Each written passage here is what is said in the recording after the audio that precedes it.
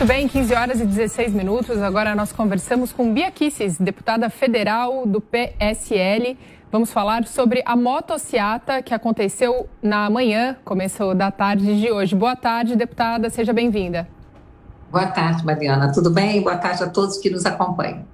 Boa tarde, deputada. A senhora esperava tamanha adesão à manifestação de hoje? Eu esperava que fosse muito grande, mas surpreendeu. Eu ouvi falar que mais de 1 milhão de motos é impressionante. E o que a senhora achou da medida do do governador João Dória em ter cumprido, né, na verdade, com o que ele já havia antecipado, caso o presidente viesse para São Paulo sem máscara, descumprindo a um decreto estadual?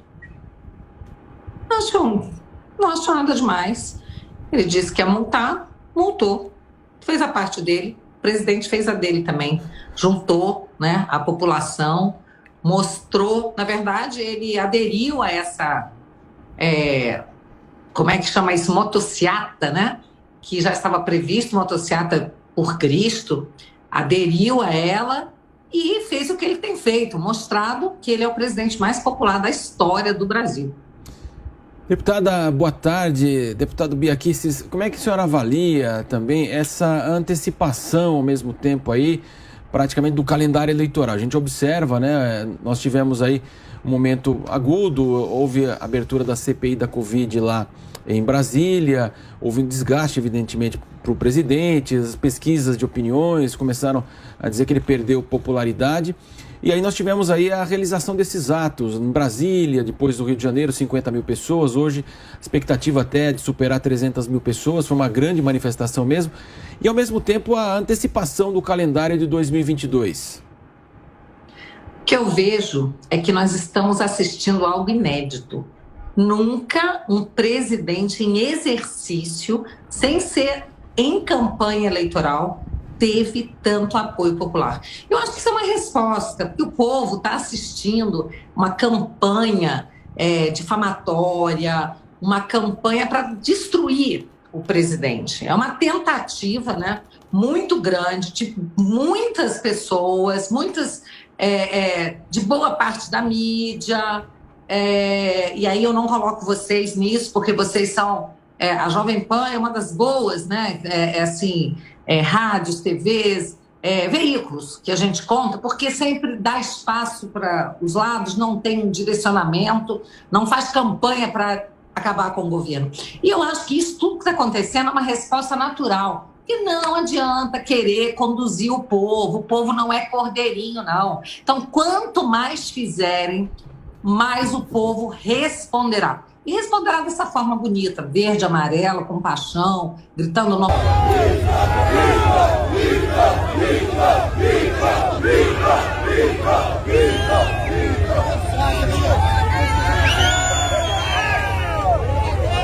O nome do presidente mostrando que ele tem apoio, sim, não é pouco, não.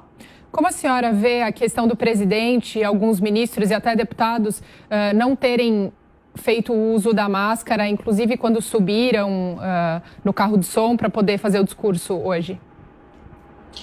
Eu acho que isso aí fica muito a critério de cada um, juízo de conveniência de cada. Eu, por exemplo, sou autora de um projeto de lei, mas ele é lá de trás, né, do ano passado, para tirar a obrigatoriedade do uso de máscara, mas eu confio muito na questão do juízo de cada um, do senso de oportunidade.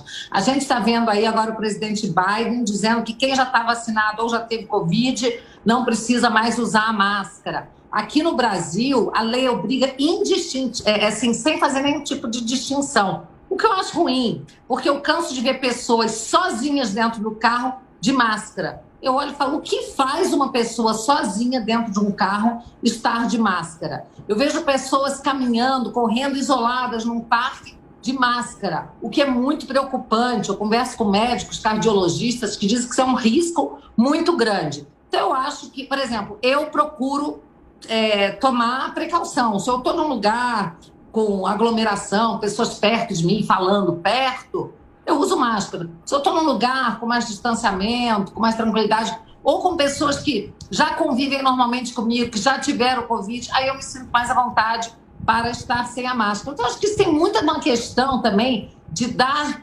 à pessoa adulta, né, o direito também de se comportar de acordo com o juízo de conveniência. Eu acho que a gente tem capacidade de fazer as escolhas corretas.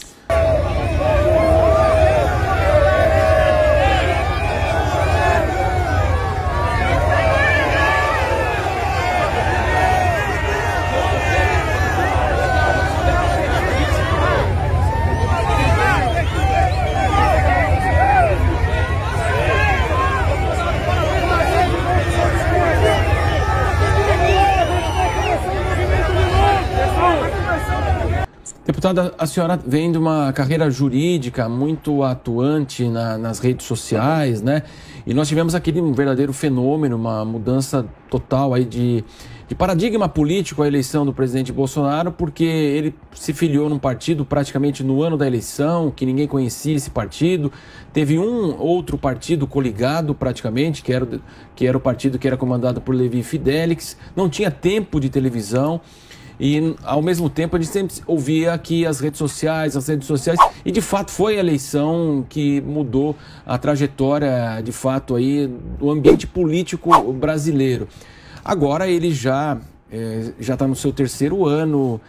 Como é que a senhora avalia esse tira-teima agora, né, da mídia tradicional, como a senhora disse, das redes sociais, o desgaste que o presidente tem por exercer o poder ao mesmo tempo, e claro que ele tem seus apoiadores, como a senhora está dizendo, e ao mesmo tempo, nesse cenário, nós tivemos aí o Supremo restabelecendo os direitos políticos de Lula, é um ex-presidente que vai voltar, né, volta agora ao cenário político também. O que a senhora imagina de diferente nas eleições de 2022? Eu acho que o maior risco que nós temos nas eleições é não termos a urna eletrônica com voto impresso. Fora isso, né, vamos deixar o povo decidir.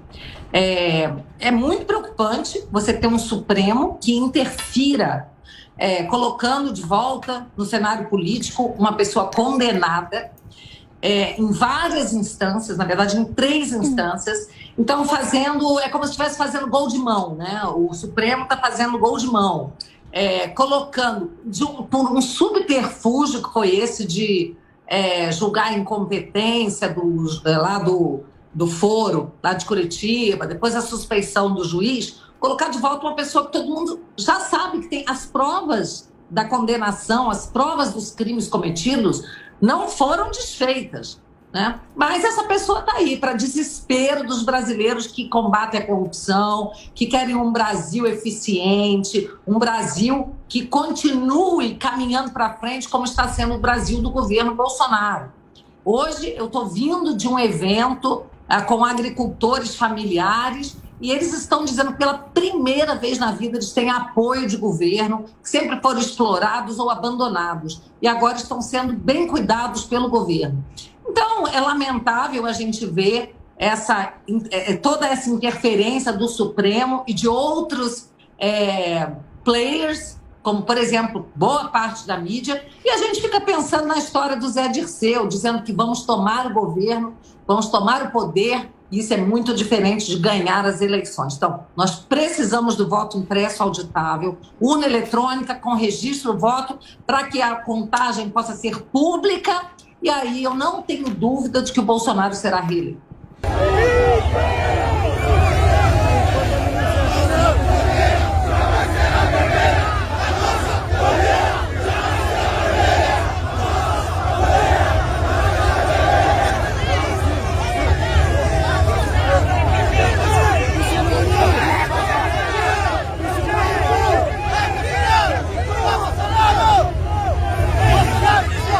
Deputada, nós tivemos aí, a senhora está falando do Supremo, né, uma decisão que concedeu ao governador do Amazonas, Wilson Lima, o direito de não comparecer à comissão parlamentar de inquérito da Covid lá no Senado, né?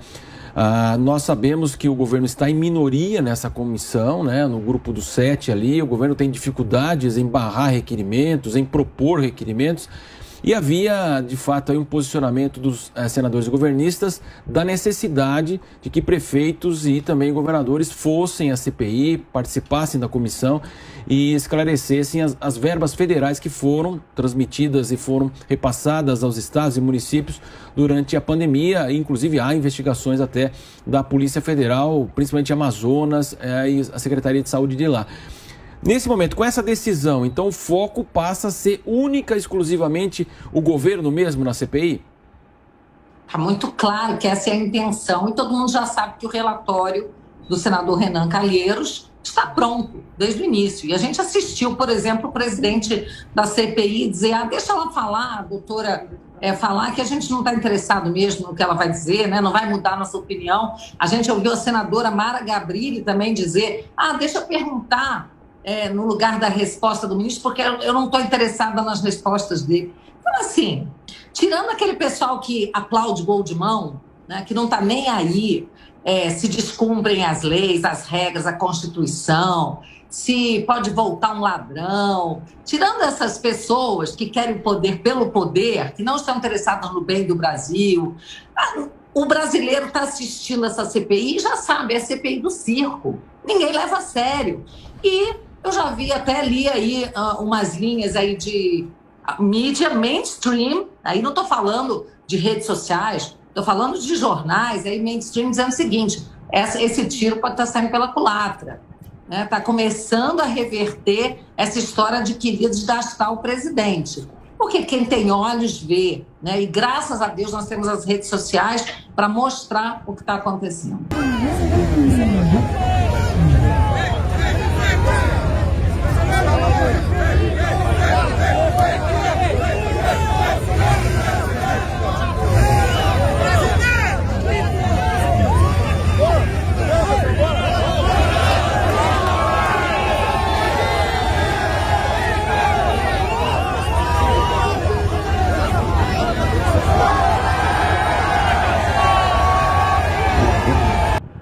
Deputada, a senhora é presidente da CCJ, da comissão, onde tramita o projeto de lei que prevê o homeschooling. Nós acabamos de ter uma entrevista conversando justamente sobre esse tema.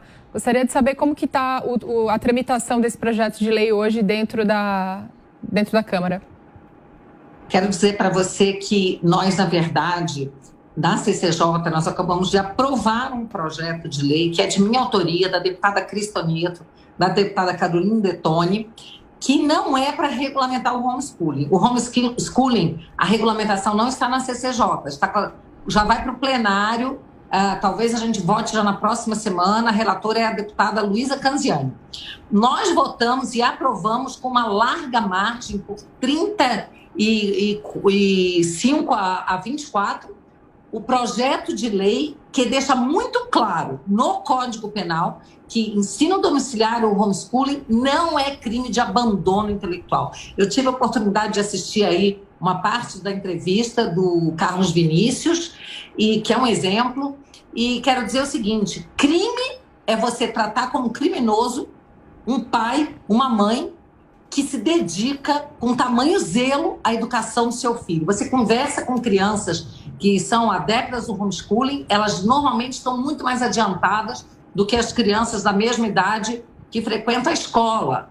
Tá? Então, o que nós fizemos não foi mais do que a obrigação do Congresso, né, de proteger os pais que fazem uma atividade que é legítima, que é legal e que são muitas vezes perseguidos por promotores, juízes ou outros agentes políticos, agentes públicos, que por uma questão ideológica querem criminalizar o ensino domiciliar.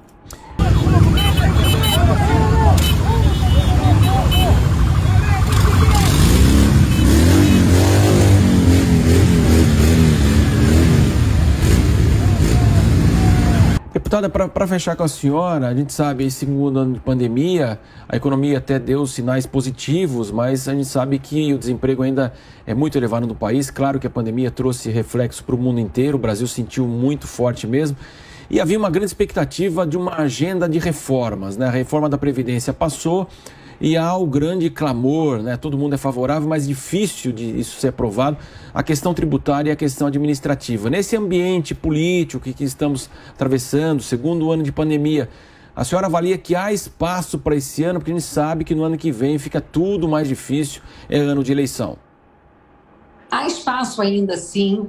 A reforma administrativa foi aprovada na CCJ e também, principalmente, porque essa reforma ela não tira nenhum direito adquirido dos servidores, ela mexe no regime, o que é constitucional, e agora na comissão especial haverá mudança, certamente, para melhorar ainda essa reforma. A reforma tributária, eu acho que ela é bem aceita por todos. O difícil está sendo definir exatamente qual será essa reforma que nós iremos aprovar. Agora, para que a gente possa ter uma reforma tributária sem aumento de carga, é preciso que se mexa na máquina pública, que ela se torne mais eficiente, menos custosa. Então, uma reforma mais ou menos precisa caminhar ao lado da outra, mas eu diria que aquela que tem um apoio geral e restrito é a reforma tributária. Nós agradecemos a participação da deputada Bia Kicis, deputada federal do PSL do Distrito Federal, aqui participando conosco da programação Jovem Pan. Até mais, deputada. Muito obrigado. Uma boa tarde.